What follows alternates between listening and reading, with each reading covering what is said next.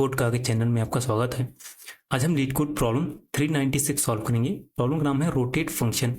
तो प्रॉब्लम समझ लेते हैं पहले। तो हमें इसमें एक इंटीजर एरे दिया है नम्स, जिसका लेंथ है n, और बता रखा है कि हमें नम्स को रोटेट करना है, ठीक है, k टाइम्स। तो मतलब 0 से लेके k टाइम्स इसको रोटेट करना है। रोटेट करने के बाद हमें ये वाला एरे मिलेगा।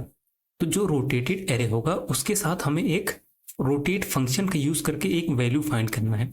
रोटेट फंक्शन क्या है ये बता रहा है। रोटेट फंक्शन है जिससे हमें k इक्वल्स टू 0, मतलब हमें 0 टाइम पहले रोटेट करना है, फिर एक बार रोटेट करना है, 2 बार रोटेट करना है, वही k है। तो हम जब रोटेट कर रहे हैं f ऑफ k, तो हमें ये ऐसे कैलकुलेट करना है वैल्यू 0 इंटू ये रोटेटेड एरे में जो पहला 0th इंटीजर पे होगा उसको मल्टीप्लाई करो, देन 1 इंटू जो फर्स्ट इंडेक्स पे उसको मल्टीप्लाई करो, ऐसे ऐसे करते जाना है। और हमें हर रोटेशन के बाद वैल्यू फाइंड करना है, और टोटल उन सब में से जो मैक्सिमम वैल्यू होगा रोटेशन के बाद वही हमें रिटर्न करना है, ठीक है। तो समझते हैं, इसको ऐसे सॉल्व करेंगे। मान लो हमें ये एग्जांपल एरे दिया है, ठीक है। तो इसको हम रोटेट करके सबसे पहले फाइंड करते हैं एफ ऑफ 0 क्या होगा, ठीक है। एफ ऑफ 0 मतलब 0 टाइम है, इसको रोटेट करें तो क्या होगा, 4 into 0 plus 3 into 1 plus 2 into 2 plus ये 6 इंटू 3, ठीक है। टोटल कितना हो जाएगा, टोटल हो जाएगा 25, ठीक है। इसका सम हो गया टोटल 25। अब हम अगर एफ ऑफ 1 फाइंड करें, एफ ऑफ 1 का मतलब क्या हुआ कि ये जो ना ऊपर वाला ये एरे है, ये एक बार रोटेट हो गया होगा। रोटेट होने के बाद ये क्या बनेगा, हम बनेगा 6 4 3 2, ठीक है। एक्चुअल में हम क्या करेंगे, हम एरे को रोटेट नहीं करेंगे, ठीक है। ये मैं बस दिखा दे रहा हूँ रोटेट करने के बाद क्या होगा, क्या बन जाएगा, लेकिन हम रोटेट नहीं करेंगे इसको एक्चुअल में। एफ ऑफ 1 इससे क्या बनेगा, एफ ऑफ 1 बनेगा 4 इंटू 1, ठीक है। ये 0 ये 1, 4 इंटू 1 प्लस 3 इंटू 2। अभी हम इसको पहले नहीं लिखे हैं, अभी देखेंगे इसको क्यों नहीं लिखा मैंने वहां। 2 इंटू 3 प्लस 6 इंटू 0, ठीक है। मैंने यहाँ पे लिख दिया 6 इंटू 0। अब अगर इन दोनों के बीच में हम पैटर्न अगर ऑब्जर्व करें, एफ ऑफ 0, ये एफ ऑफ 0 और एफ ऑफ 1 के बीच में एक पैटर्न है। अगर देखो तो पैटर्न क्या है, अगर यहाँ पे देखो, जब हम एफ ऑफ 0 से एफ ऑफ 1 पे कैलकुलेट कर रहे थे, तो एफ ऑफ 1 के अंदर हमने सब कुछ एक बार ऐड किया है। देखो जो ऑलरेडी था एफ ऑफ 0 के अंदर, उन सब में हमने एक एक बार और ऐड कर दिया है। देखो 4 यहाँ पे 0 टाइम्स था, यहाँ पे हमने 4 एक बार कर दिया है। 3 यहाँ एक बार था, 3 यहाँ पे हमने 2 बार कर दिया। 2 2 बार था, 2 यहाँ पे 3 बार कर दिया, ठीक है। मतलब क्या हुआ, हर एलिमेंट्स को हमने एक एक बार इंक्रीज किया है, सिर्फ 6 को हमने इंक्रीज नहीं किया है, ठीक है। तो इसको हम एफ ऑफ 1 को हम ऐसे नहीं लिख सकते। अगर लिखें इसको 25 प्लस, क्योंकि हमने सारे एलिमेंट्स को इसके अंदर एक एक बार ऐड किया है, तो इसका टोटल सम क्या होगा, इसका टोटल सम होगा 15 माइनस 6, क्योंकि हमने 6 को ऐड नहीं किया है ना। देखो 4 से लेके 3 तक सबको एक एक बार ऐड कर दिया, लेकिन 6 को ऐड नहीं किया, ये हो गया। और 6 को ऐड नहीं किया, उसके अलावा हमने 6 को 3 बार माइनस भी करना पड़ेगा, क्योंकि यहाँ पे देखो यहाँ पे नहीं है ये 6 जो है 3 बार, तो इसको माइनस भी करना पड़ेगा हमें 6 इंटू 3 टाइम्स। टोटल अगर हम देखें 25 प्लस 15 जो कि सम है, माइनस 4 टाइम्स इंटू ये 6, ठीक है। यही चीज हमारा आंसर है, ये 16, तो इसका आंसर होगा 16, ठीक है। इससे हमें आ जाएगा 16।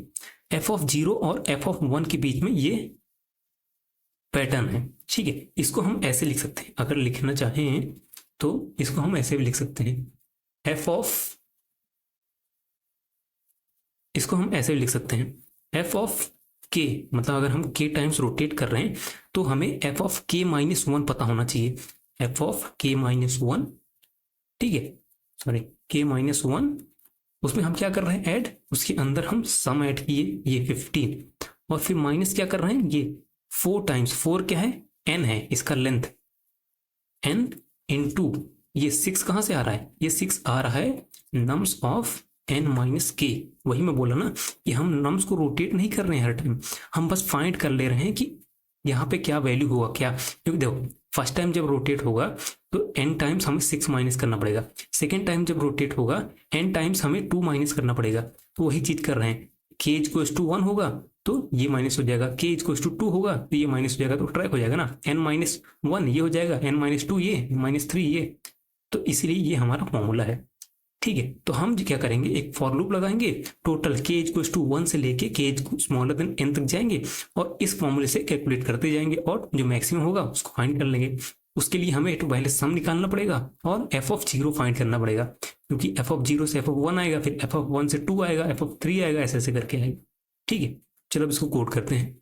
इसको कोड करना स्टार्ट करते हैं। सबसे पहले n equals to nums dot length, length कितना है देख लिए, सम निकाल लेंगे 0 और एफ ऑफ जीरो कितना है वो 0 मान लेते हैं।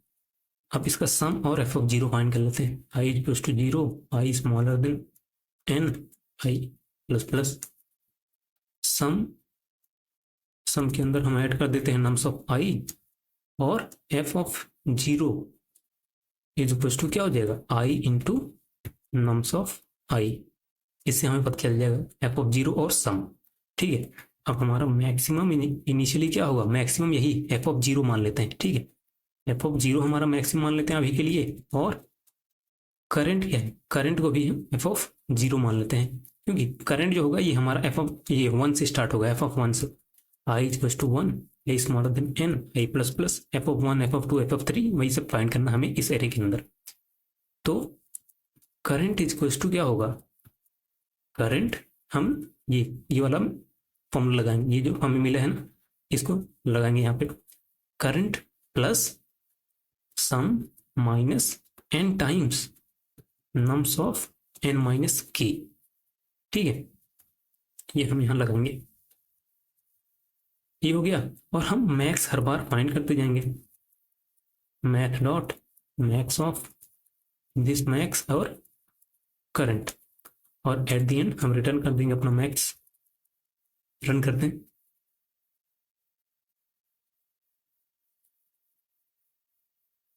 क्या गलत है, अच्छा ये हमने आई ले लिया, इसको के रखते हैं ना, के और यहाँ के,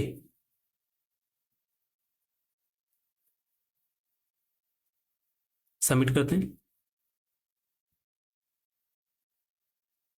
तो सबमिट भी हो गया। वीडियो को देखने के लिए आपको बहुत बहुत धन्यवाद और चैनल को सब्सक्राइब जरूर कर लें। Thank you so much.